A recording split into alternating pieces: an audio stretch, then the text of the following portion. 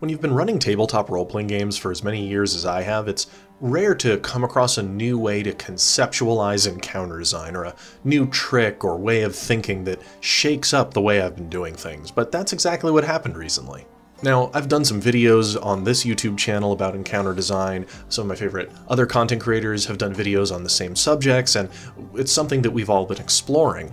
But this particular idea came actually from a fellow indie designer who hangs out in the Tales from Elsewhere Discord server. There was a discussion about objectives in your encounters, right? It's always good to have stakes or objectives to complete so that the players have something to work toward.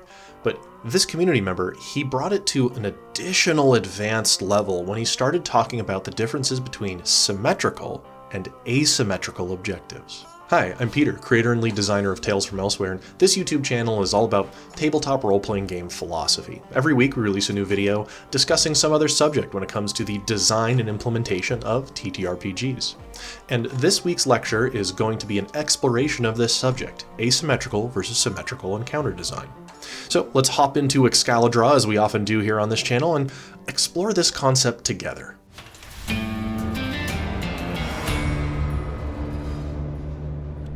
Let's define some terms here. We're going to be talking about symmetrical and asymmetrical objective design. So let's define them and unpack what these two structures mean when it comes to planning conflicts. A symmetrical objective is when everybody in the scenario is after the same thing, that they're in direct conflict with one another because they all can't have what they want. Your usual gray box dungeon room is a definition of a symmetrical encounter. You may have a few heroes, you may have a few bad guys, they all walk into one big gray box, and only one group gets to walk out alive. The idea is that they're all just after the same thing, direct survival. Similarly, if there was some sort of treasure in the middle of the room that everybody wants, some sort of MacGuffin, the quest item, and maybe these are cultists that need to use the gem in the middle of the room to conduct their ritual, and the players are trying to stop them. That's very symmetrical, right? There's a single MacGuffin, everybody's trying to get it, and only one side gets to keep it. And there's nothing really wrong with symmetrical objectives. They're very clear. There's bad guys here that must be stopped from doing whatever it is they're doing, and we, the heroes, are the ones to stop them. And your average encounter being this isn't something you need to necessarily worry about. You don't need to make everything complex. But if you want to really start elevating the way you think about objective design and get your players really thinking, that's where asymmetrical design comes in. Asymmetrical objectives are ones where the participants all want something and they all can't have that thing, but they don't necessarily want the same thing. And a great example that this community member helped elucidate was a potential date, right? It doesn't have to be a violent scenario. So let's walk through it. We have Joe here and we have Jane. And these are probably the AI images from Stockart. I Googled them. But these two folks are attempting to resolve a date. Joe here wants to take Jane out on a date this weekend. Let's say Friday night. But after work Friday, Jane actually needs to go shopping to get materials for a big presentation she has Monday morning, and it's her only available time to do so. These goals here are in conflict with one another. They both can't go on a date, and all of that together, it would seem, right? They don't want the same thing out of this potential phone call that they're on trying to coordinate their weekends. If it was symmetrical, it would simply be Joe wants to take Jane out on a date and Jane doesn't want to go on the date, and so they're at an impasse. But instead, they both want something different from their Friday night and they both can't have it.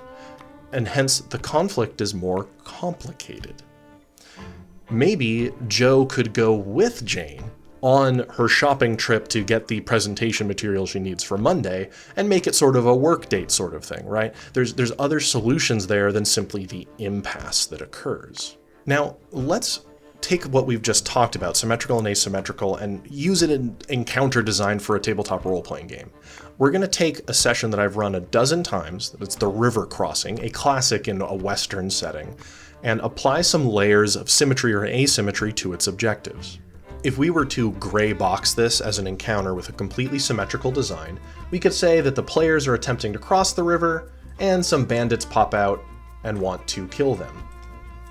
Preventing them from getting across the river, the bandits murder all the players, take their stuff. The players don't want that, and so, they're in conflict here, and a fight breaks out between the bandits and the players. I mean, a classic, ambush and shootout. That's very symmetrical. The players want to live, the bandits want to kill them and take their stuff.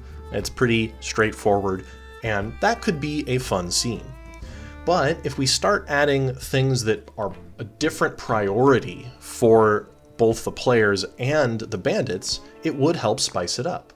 Like maybe the players are escorting a caravan, a wagon, and now the bandits want the wagon, and the players are supposed to escort the wagon, and, that puts them into conflict. Now there's a set piece that can bind them together, and they have something to fight over, and that's very cool. But that's still pretty symmetrical, isn't it? Because really, the players and the bandits are still fighting over the same MacGuffin at the end of the day. Here's a cart, bandits want it, players don't want to let them have it. And I think in order to make this asymmetrical, we need to start building out the motivations and additional pieces involved in this scene.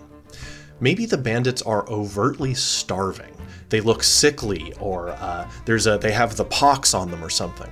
Maybe this wagon is medical supplies. If the players could spare just a little bit to the bandits might be able to cure the sickness that's overrun their camp. Now, sure, there's a commodity that's in jeopardy here, but they want it for different reasons. The players are just paid to protect it, but the bandits are in need of help. Maybe this is a chuck wagon, and sparing some food would help the bandits. A fight could still be the way to resolve this, but you're giving different motivations to the participants involved. We can layer this even more. There could be an NPC, like maybe the doctor that's pulling the wagon here, that gets crushed underneath a wagon as it crosses the river and starts drowning, as they're pinned in the water. The bandits don't care about this NPC, they just want the supplies in the cart. The players, on the other hand, may want to rush to protect and save that NPC, even maybe foregoing protecting the wagon. Maybe the bandits would actually even start looting the wagon, and the players then need to decide what's the higher priority for them. We're starting to shift the objectives in a way that diversifies the motivations, and potentially can lead to non-violent resolution in the scene if these motivations are articulated. Now, when I've run this scenario, I've not articulated any additional motivations for the bandits apart from just steal their stuff, because I historically just think a little too symmetrical, I guess. But I think really reinforcing the why of the bandits, what they're there for, like if they were sick noticeably and the players could identify that, that means that this conflict is more complex than the players initially surmise. And of course, when I run this, I don't let the horror just sit off to the sideline. When I run it, some blood oilers also wash downstream at one point, right? And they come, and now the players and the bandits have to reassess if they work together to stop the blood oilers, because the blood oilers have a new objective. The blood oilers aren't here to kill everybody. They're here to maim and abduct victims and pull them back into the ruination to turn into more blood oilers. And so that's even not a symmetrical objective either. They don't care about the wagon in the middle or the NPC pinned underneath. They don't care about the bandits' plans or that they're sick. They're there to abduct victims. And the bandits and the players don't want that. And so it adds another vector of conflict within the scene.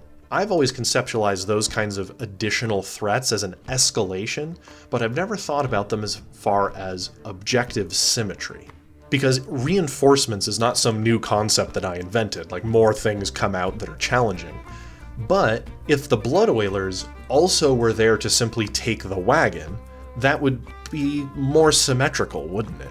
Right? If the additional reinforcements were just a bunch more bandits come out, right? Maybe they come down the road, and that's the complication I add. Well, all they're doing is tipping the scales of the conflict. They're not actually changing how the objectives are understood by the participants. They're keeping it too symmetrical. But even with these extra complications that I'm talking about and the blood oilers coming in with their own asymmetrical objective, it all still feels like I'm only scratching the surface of what asymmetrical objective design could mean for encounters.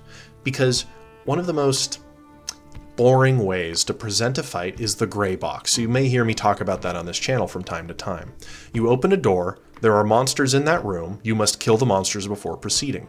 Now, that can be okay, right? You know, if the monsters are cool and maybe you dress it up, but having real stakes and movement and things to engage with, I think really elevates a scene. Because when the players start having to assess what matters most in a scene, you've gotten them so much more engaged. They're not just waiting for their turn and initiative to do 10 more damage to a zombie, they're having to triage the situation, to think about what objectives matter most, and oftentimes this is a way to open up non-violent resolution to a scene where you wouldn't have necessarily planned for it.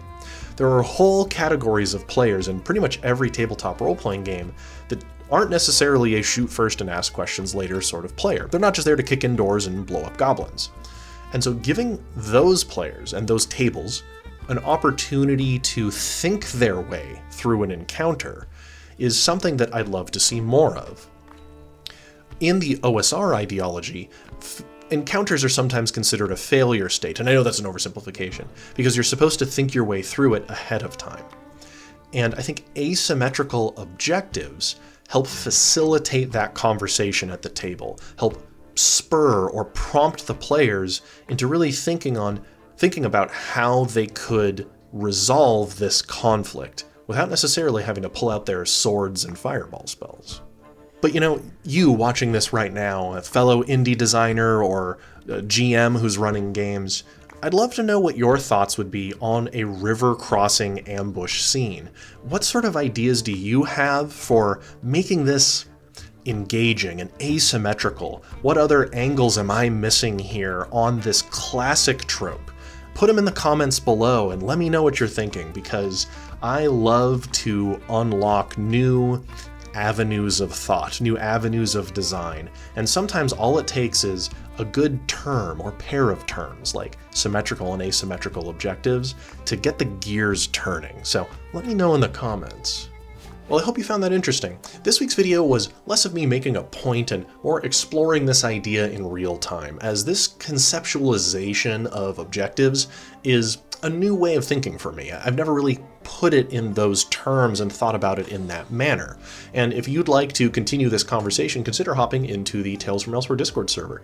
We have over 700 members now. I mean, a lot of them are probably bots, but there are discussions every day going on about TTRPG design. It's a pretty cool place, so there'll be a link down below to that. And if you're interested in getting more from this channel or hearing more about my game, there's a link down below to our now closed and fully funded Kickstarter campaign. We are accepting late pledges on a few items there, so maybe consider checking that out. Also, every week I release an additional video that's unscripted and unfiltered on the Tales from Elsewhere Patreon page. If you become a patron, you get to hear me rant one additional time per week about devblog matters, Kickstarter production, and other game design concepts that I feel like ranting about.